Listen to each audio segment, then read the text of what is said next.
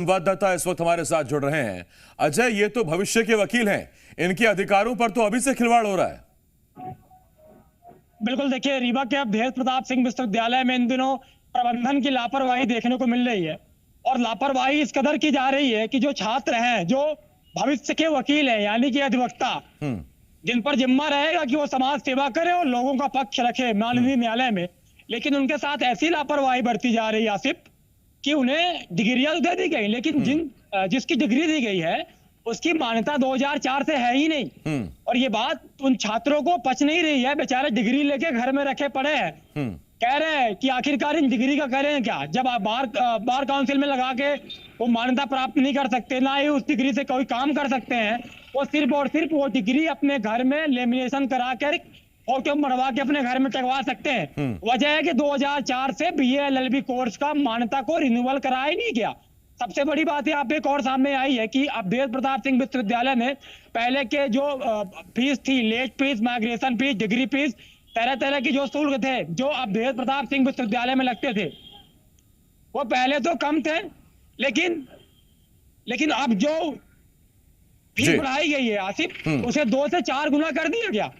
लेकिन सबसे बड़ा सवाल जो छात्र है वो ये कह रहे हैं कि अभी इससे पहले जिस फीस को 1500, 1600, 1800 में लिया जाता था, अब वो फीस 8000, 6000, 2000, 4000 इस तरह से मनमाने तरीके से वसूली जा रही है। छात्र ये कह रहे हैं कि एक सवाल का जवाब दीजिए। आपने बताया 2004 के बाद से ही रिन्यूअल नहीं कराया गया है, 1-2 महीना लेट होता है, समझ में आता है। 19 साल हो गए, ये डिग्री को रिन्यूअल क्यों नहीं कराया जा रहा, मान्यता क्यों नहीं ली जा रही, सिर्फ फीस लेने के लिए क्या? बिल्कुल, देखिए प्रबंधन की मनमानी है। छात्र तो ये भी आरोप लगा रहे हैं कि इनको इतना आखिरकार ये फीस के नाम पर इतनी मोटी रकम वसूल रहे हैं, इसके बाद भी फीस बढ़ा दी। छात्र ये मान लिए चलो ठीक है आपने फीस बढ़ा दिया, लेकिन कम से कम रिन्यूअल तो करा लो। कुल सचिव है सुरेंद्र सिंह परियार साहब, कह रहे हैं कि आपके माध्यम से जानकारी आई है, कुछ तो उन्हें मालूम ही नहीं है। इतने बड़े संवैधानिक पद में है, वो जिम्मेदार पद है उनका, और अवधेश प्रताप सिंह विश्वविद्यालय का जिम्मा इतना बड़ा, उन्हें कुछ चीजें मालूम ही नहीं। वो कह रहे हैं कि हमें तो पता ही नहीं टीचर पढ़ाई कराने जा रहे हैं कि नहीं। बोल रहे हैं कि आपके माध्यम से जानकारी मिली, हम इसकी जांच कराएंगे। जो देखिए रिन्यूअल कराने की जो बात है वो 2004 से विलंब कर रहे हैं। फीस तो बराबर छात्र जमा कर रहे हैं, फीस नहीं जमा कर पाते तो उनसे लेट फीस के नाम पर एक अच्छी मोटी रकम वसूली जा रही है। छात्रों का कहना है कि फीस के नाम पर एक काली कमाई कर रहे हैं। ठीक है, जब कुल सचिव को यही नहीं मालूम कि रिन्यूअल ही नहीं हुआ है मान्यता का, उन्हें यही नहीं मालूम कितने टीचर पढ़ा रहे हैं या नहीं पढ़ा रहे, तो फिर तो हो गया। और छात्रों का ये विरोध, छात्रों की शिकायत वाजिब दिखती है। बहुत शुक्रिया अजय, तमाम जानकारी के लिए। अजय मिश्रा, जी मीडिया संवाददाता, रीवा से इस बड़ी खबर पर हमारे साथ थे।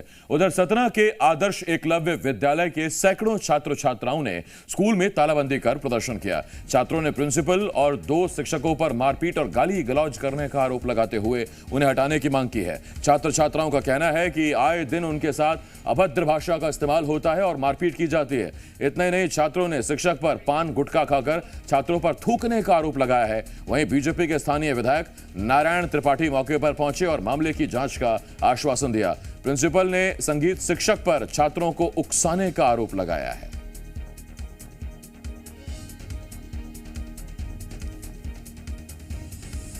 तो सर के हम लोग हेल्प लेने गए थे, तो मैं सर इकट्ठा थे, तो सर क्या तो उसके लिए बोल दिए कि तुम मर्यादा मतलब यहाँ सबके पूरी भरी असेंबली में बोल दिए कि मर्यादा भूल रही है। होता कौन हो, क्योंकि उसके साथ बैठी थी। सर कारण ये था कि सर हमारे सर से मारपीट की गई है और प्रिंसिपल सर हम लोगों के सामने सर को बोल रहे थे कि गलत शब्द का यूज़ करके हम बोल रहे थे कि ऐसी तैसी कर दूँगा, कर लेंगे, या फिर वो रहेगा। सीधे चैलेंज दिए बड़ी असेंबली में, ये बोलेगा वो या फिर वो रहेगा या फिर मैं रहूँगा। ये बड़ा गंभीर विषय है, इस संबंध में जांच होनी चाहिए और जो दोषी है उसके खिलाफ कार्रवाई होना चाहिए। मैं कलेक्टर महोदय से बात किया हूँ। कलेक्टर महोदय अभी अपने प्रतिनिधि तहसीलदार, यहाँ के प्रभारी, थाना प्रभारी और शिक्षा के अधिकारी जो ट्राइबल के हैं उनको भेज रहे हैं। आज इसकी विधिवत जांच होगी और जो दोषी पाया जाएगा उसके खिलाफ कार्रवाई की जाएगी। जिस तरह से उनका भविष्य का निर्माण करने के लिए हमको शासन ने जो हमें उत्तरदायित्व दिया है, उस उत्तरदायित्व का निर्वहन मैं कर रहा हूं। रही बात इस तरह की बात जब हमारे संज्ञान में आती है तो मैं उसको रोकता हूं। और ये जो बच्चे हैं, भोले भाले बच्चे हैं, इन भोले भाले बच्चों को पूरी तरह से पूरी तरह से मिसगाइड किया गया है, जो आपके सामने आज यह दृष्टिगत है। तो स्कूल का स्टाफ कह रहा है कि बच्चों को मिसगाइड किया गया है, बरगलाया गया है और आरोप लगाया जा रहा है संगीत शिक्षक पर कि वो अपने सुर इन बच्चों के कानों में डाल रहे हैं। हमारे साथ संजय लोहानी इस वक्त सतना से इस बड़ी खबर पर हमारे साथ जुड़ रहे हैं। संजय, बच्चे ज्ञान पाने आते हैं या मुंह पर पान गुटखा थुकवाने? निश्चित तौर पे आसिफ, ये बच्चों के जो आरोप है काफी शर्मनाक आरोप है। अगर उन आरोपों में सच्चाई है तो निश्चित तौर पर जो दोषी शिक्षक पर कार्रवाई होना चाहिए, क्योंकि ये आवासीय विद्यालय, एकलव्य विद्यालय है। शासन का प्रतिष्ठा पूर्ण एक विद्यालय बनाया था उन्होंने, एकलव्य विद्यालय, जहाँ पर बच्चों को आवासीय रखकर उनको उच्च की शिक्षा दी जाएगी। लेकिन यहाँ पर जिस तरह से राजनीति हो रही है, बच्चों को वहाँ पर प्रिंसिपल का कहना है कि मोहरा बनाया जा रहा है, कहीं कहीं इसमें जिस तरह से बच्चे आज लामबंद होकर स्कूल को बंद करके वहाँ पे तालाबंदी करके विरोध करने बैठे थे, उनका कहना था कि प्रिंसिपल और जो तो और अन्य शिक्षक हैं वो अभद्र भाषा का प्रयोग करते हैं, उनसे मारपीट करते हैं, इसलिए वो वहाँ पर बैठे हैं। लेकिन प्रिंसिपल ने इसमें सफाई में अपना कहना है कि ये जो यहाँ पर पूरा मामला है, बच्चों को मिसगाइड किया गया है, भोले वाले बच्चे हैं, उनको कहीं न कहीं पे यहाँ पर भड़काकर इस तरह का आंदोलन यहाँ पर खड़ा किया गया है, जिससे यहाँ पर आज पूरा पढ़ाई जो थी बंद थी। यहाँ पर जब विरोध प्रदर्शन हुआ उसके बाद यहाँ पर अधिकारी पहुंचे, एसडीएम पहुंचे, तहसीलदार पहुंचे, सभी ने इस बात को, पूरे बच्चों की बातें सुनी, शिक्षकों की बात सुनी, दोनों पक्षों को सुना और उसके बाद जांच का आश्वासन देकर वहाँ पर बच्चों को समझाई थी कि इस तरह से हड़ताल करना उचित नहीं है, जो भी शिकायतें हैं, शिकवा हैं, जो भी इसमें दोषी होगा उस पर कार्रवाई की जाएगी। इसके बाद बच्चे वहाँ पर माने, तब जाकर वहाँ पर देर शाम तक वहाँ पर आंदोलन चलता रहा, उसके बाद आंदोलन वहाँ पर खत्म हुआ। अच्छा संजय, कमाल की बात यह है कि स्कूल का नाम है एकलव्य आदर्श विद्यालय। आदर्श जैसी स्थिति तो नजर नहीं आ रही है। ये अंदर स्टाफ में क्या चक्कर है? ये प्रिंसिपल और म्यूजिक टीचर के बीच में सुरताल क्यों नहीं मिल रहा है? निश्चित तौर पे जिस तरह से आदर्श विद्यालय शासन ने यहाँ पर बनाया है, एकलव्य विद्यालय, करोड़ों रुपए खर्च करके नया भवन बनाया गया है, यहाँ पर सैकड़ों की संख्या में बच्चे यहाँ पर अध्ययनरत हैं।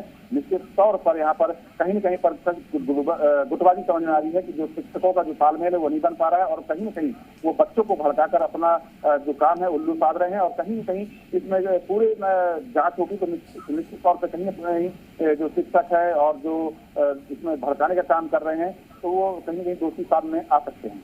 बहुत धन्यवाद आपका संजय, इस तमाम जानकारी के लिए। संजय लोहानी, जी मीडिया संवाददाता सतना से इस बड़ी खबर पर हमारे साथ जुड़े हुए थे। उधर भिलाई नगर निगम में नियमित कर्मचारियों को एक बार फिर वेतन नहीं मिलने का मुद्दा गर्मा गया है। इस बार कर्मचारियों ने निगम प्रशासन को चेतावनी दे दी है कि जल्द से जल्द उन्हें वेतन दिया जाए। अगर तय वक्त पर वेतन नहीं दिया गया तो वो उग्र आंदोलन को मजबूर हो जाएंगे। दरअसल पिछले 6 महीनों से भिलाई नगर निगम आर्थिक संकट से जूझ रहा है। कर्मचारियों को 2 महीने से वेतन नहीं मिला है। निगम लगातार राजस्व वसूली में पिछड़ता जा रहा है। निगम के संपत्ति कर विभाग ने 70 करोड़ के लक्ष्य में अब तक 45 करोड़ ही वसूली की है।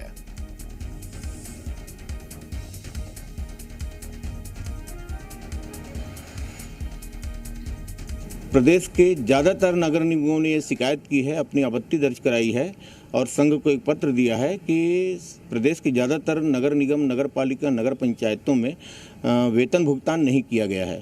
तो ये प्रदेश स्तर की समस्या है और उसमें प्रदेश स्तर पे निर्णय लेने की बात चल रही है और 1-2 दिन में बैठक करके इसमें प्रदेश स्तर पे आंदोलन की तैयारी की जा रही है।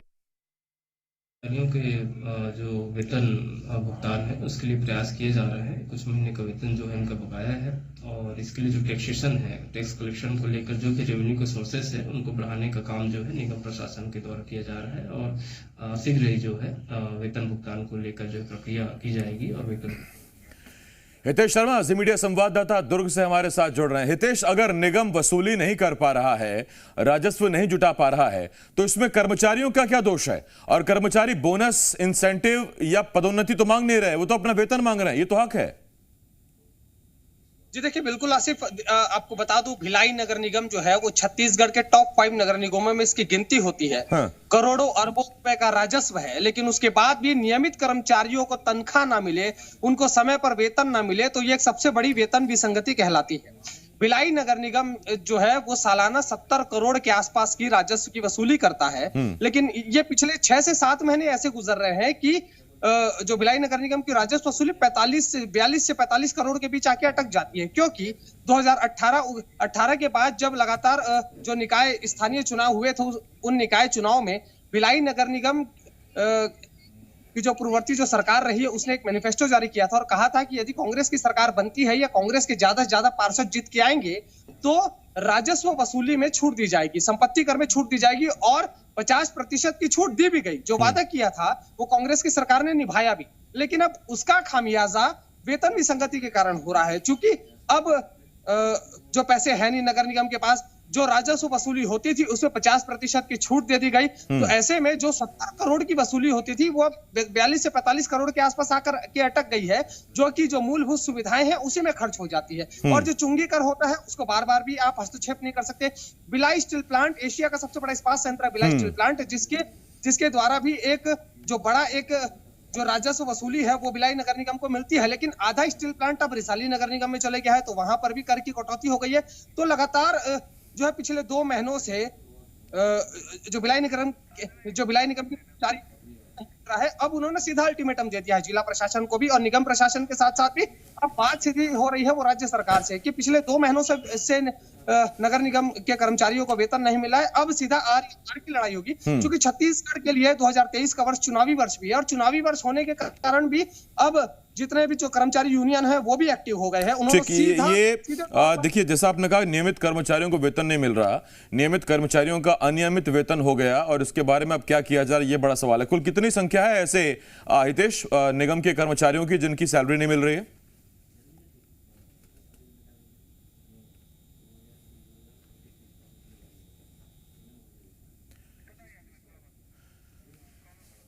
तो ये अब आपको खबर बता रहे हैं दुर्ग से। दुर्ग में निगम कर्मचारियों का वेतन नहीं मिल रहा है, 2 महीने हो गए सैलरी नहीं मिल रही है। हितेश हमारे साथ लगातार बने हुए हैं दुर्ग से। हितेश, कितनी संख्या है ऐसे कर्मचारियों की जिनको वेतन नहीं मिल रहा? कम से कम 200 से 210 कर्मचारियों की ये संख्या है। आसिफ आपको बता दूं, ये 200 से ज्यादा कर्मचारी ऐसे हैं जिनकी तनख्वाह नहीं मिल पा रही और उनकी जो आर्थिक स्थिति, आर्थिक मोर्चे पर भी वो कमजोर हो रहे हैं, उनकी आर्थिक स्थिति भी खराब है। जी बहुत धन्यवाद आपका इस तमाम जानकारी के लिए हितेश शर्मा, जी मीडिया संवाददाता दुर्ग से इस बड़ी खबर पर हमारे साथ जुड़े हुए थे। एक छोटे से ब्रेक के लिए हमें रुकना होगा, ब्रेक के उस पार भी तमाम बड़ी खबरें आप देखते रहिए जी मध्य प्रदेश छत्तीसगढ़।